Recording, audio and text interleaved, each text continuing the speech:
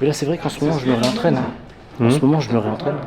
Ah ouais? Genre, ouais, tous les jours, 2 heures intenses. Les gens dans les commentaires, ils vont penser à un retour en UFC alors. Tu sais qu'on me demande tous les jours.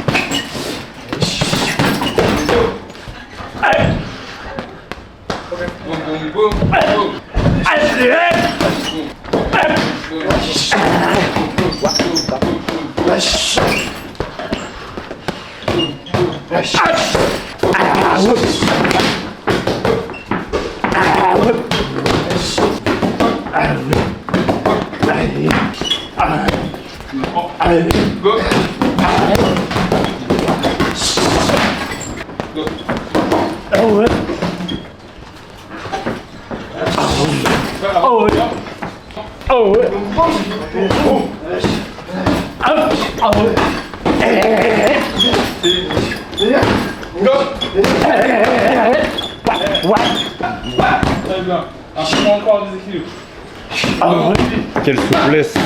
Quelle souplesse articulaire. Le mieux pour le high kick, c'est de mettre des high kicks, on est d'accord. Mais si on parle de souplesse, ça va jouer sur cet exercice. Déjà celui-là. Là. Après, comme ça. Là, tu vas étirer celui-là. Celui que tu as besoin. Celui qui est vachement sollicité en high kick. C'est moi. Excuse. Quoi?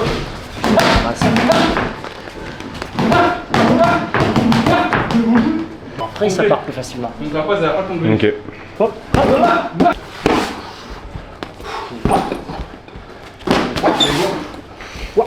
Ou alors, ou à gauche, comme ça, t'as le foie.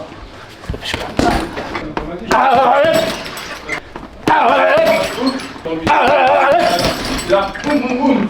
Tu vas changer trop cher à la fin. La réponse, c'est le blocage.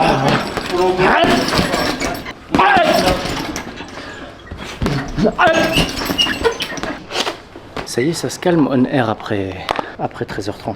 T'as les deux, regarde, t'as les deux. T'as l'ancien. Attends. On voit bien. T'as l'ancien Fire Kid. Il y en a qu'un des enfants, hein, donc Kid. Et après là, t'as la mort. Et après, la renaissance avec le phénix. Ça c'est nouveau celui-là? Ouais, toujours en rapport avec le feu, parce que ça bouillonne toujours. Et il faut toujours faire attention de ne pas se cramer les ailes.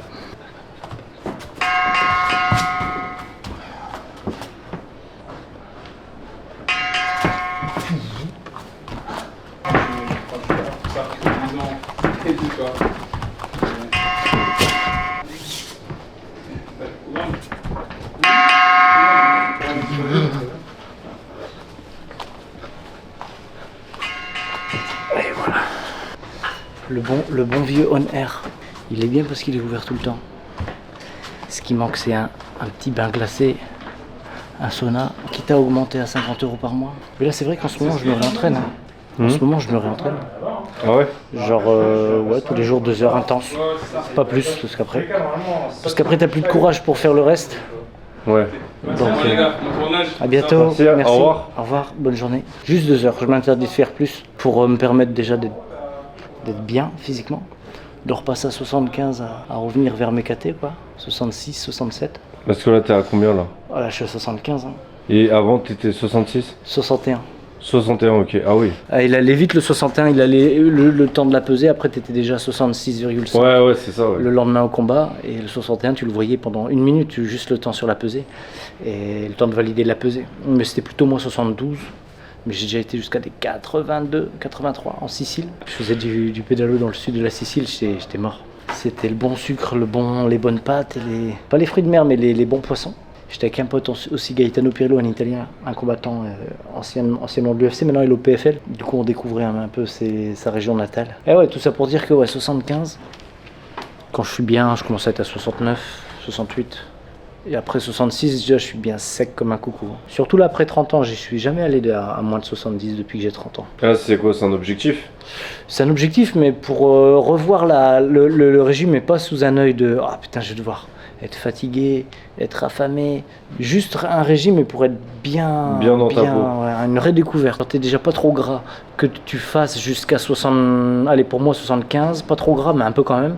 68 tu commences déjà à être bien et après seulement tu commences encore à avoir 7 kilos. Mais là déjà juste à 60, 67 je serais déjà bien. Une plume, il s'envole. Les gens dans les commentaires, ils vont penser à un retour en UFC alors. Tu sais qu'on me demande tous les jours. Je sais, je vois beaucoup, hein. Je vois. On me demande tous les jours, mais faut... Quand tu t'entraînes comme je fais 2 heures intensives par jour, ça va. Mais pour préparer un bon combat, il faut quand même aller plutôt à 3-4 heures par jour. 3 fois 1 heure, 1h15, ou alors 2 fois 1h30, 1h40 intensif. Ok.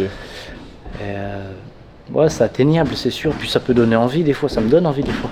Mais pas assez au point d'avoir une prépa, d'être consistant et d'être sérieux dans le truc. Parce que c'est un style de vie que j'avais même jeune, tu vois. Même à des âges où t'es supposé t'épanouir à travers plein de trucs. C'était l'école de la discipline. Et c'était trop bien, hein, parce que ça me permet d'avoir tout ce que j'ai en termes de connaissances à l'heure actuelle. Mais en vrai, ouais, chill. Si je le fais, c'est comme un enfant qui s'amuse, tu vois. J'ai arrêté avant que ce soit une contrainte et je vais pas reprendre si c'est une contrainte normale, tu vois. Ouais, bien sûr. Mais c'est intéressant, c'est intéressant. Surtout que là, à Paris-Bercy, on est à 10 minutes de trottinette. Ça fait pas cher les frais, hein. Et retour de Connor. Ouais, t'en penses quoi? Je le connais pas personnellement, on s'est croisés, mais on s'est jamais rencontrés.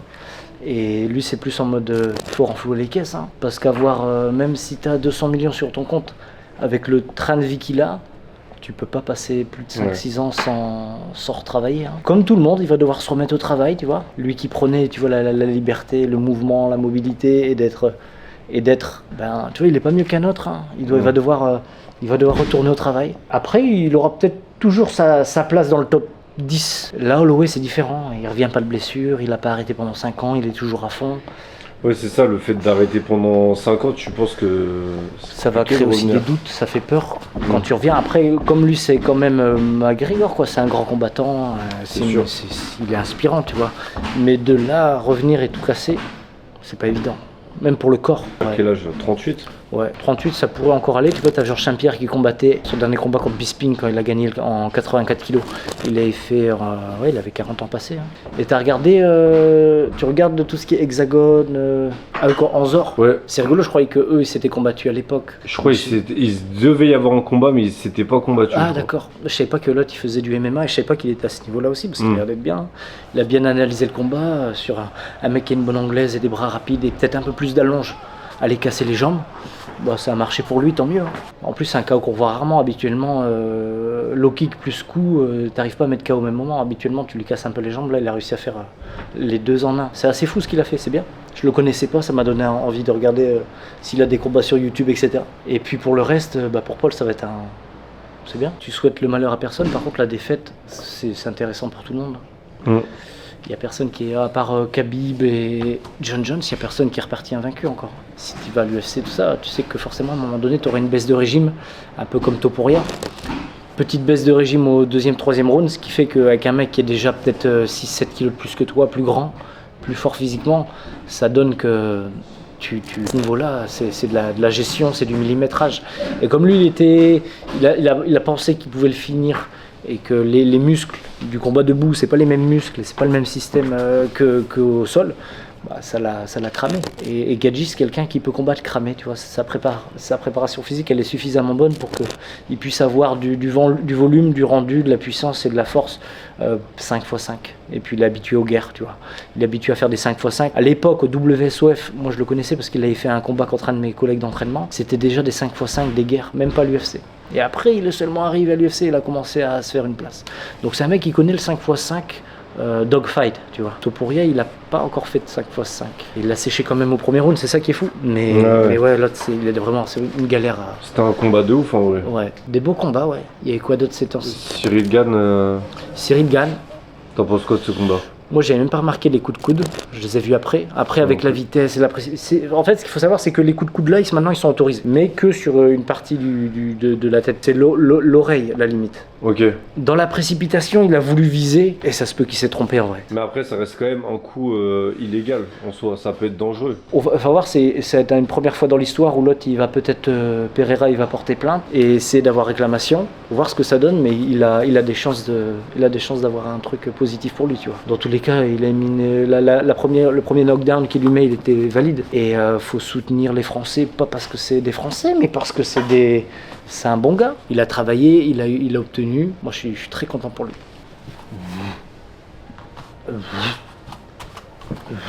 Tu vois le t-shirt un peu? La marque Tice, Fire Kid qui est devenu le Phoenix. Là, c'est de l'English. On pourra faire la traduction pour les plus invétérés. T'as le rose et t'as le sable. Là, j'ai envoyé la commande, t'as tous les participants du camp qui ont un t-shirt. Soit en couleur comme ça, rose, soit sable. Sable, il est beau aussi.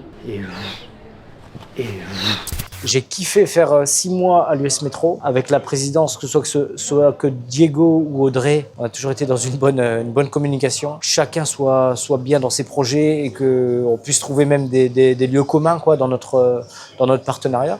Et c'est ce qui s'est passé. Moi, le MMA Camp, il a commencé à grandir au point de le faire une fois par mois à l'US Metro. Donc, je donne plus cours à l'US Metro, mais je donne mes camps à l'US Metro. Donc j'ai plus une place de coach à l'US Metro. Voilà. Ça me permet de pouvoir faire mes camps une fois par mois. Donc c'est 16 heures en 4 jours. Là on a fini la première édition avec la canicule.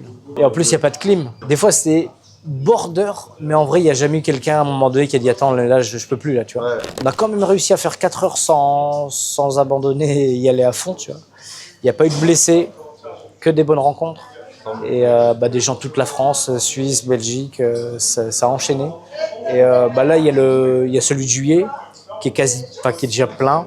Et après, en août, et il y en aura sûrement un en octobre. Tant qu'il y a des gens motivés à progresser rapidement en MMA, moi je suis là. Hein. C'est ça l'idée du MMA Camp, c'est faire goûter le haut niveau à des amateurs qui sont motivés, soit parce qu'ils veulent préparer un combat, soit parce c'est des purs passionnés et qui veulent voir ce que c'est qu'un entraînement de haut niveau. Et donc en 16 heures, on arrive à faire ce que font les pros en camp d'entraînement, par exemple pour l'UFC, ce qu'ils font en 2 semaines, 10 jours, 2 semaines. Moi j'ai pu faire du sparring avec eux tous les jours. À l'heure actuelle, t'as le RAS Camp qui est super avec Thomas Louberzan qui fait venir que des grands pontes du MMA, que ce soit des combattants, des lutteurs, tout ça. Après, tu as le MMA Camp, tu en as au Brésil, tu as Daniel Warin. Puis après, on va dire le troisième dans la famille des MMA Camp en France, tu as le MMA Camp que je fais moi depuis presque 10 ans. Il y a eu MMA Camp à Malte, tu as eu MMA Camp à Dunkerque, tu as eu MMA Camp à Paris, à Montpellier. Pour revenir à ce que je te disais, la différence, moi dans le MMA Camp, l'accompagnement personnalisé, je tourne avec les gars et je leur fais un retour directement sur leur style.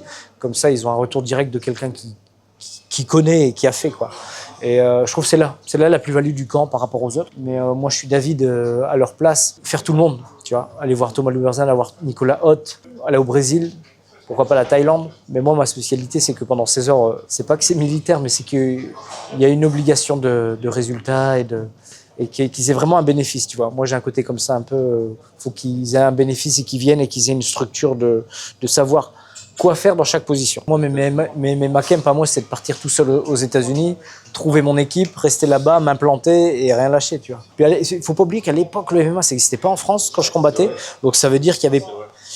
si t'en avais un, t'avais Cyril Diabaté qui faisait des camps en Croatie. Ça, c'était il y a 15 ans. Mais sinon, à part ça, c'est très neuf. C'est venu vite et c'est venu quand il y a eu l'UFC à Bercy. Ces trucs-là, c'était déjà il y a 2 ans après ma carrière. Après, je suis en retraite, donc ça veut dire... Et ouais, moi, j'ai loupé un peu la progression du MMA en France. Ouais. Tu t'es arrêté juste avant. Ouais. Et c'est surtout que t'as du niveau, hein. Beaucoup plus de niveau qu'avant. Même les amateurs MMA, maintenant, ils sont forts. Tu peux tomber sur des très forts. Avant même de passer professionnel, tu tombes sur des mecs qui s'entraînent déjà 2 fois par jour. Donc, c'est sérieux, cette histoire.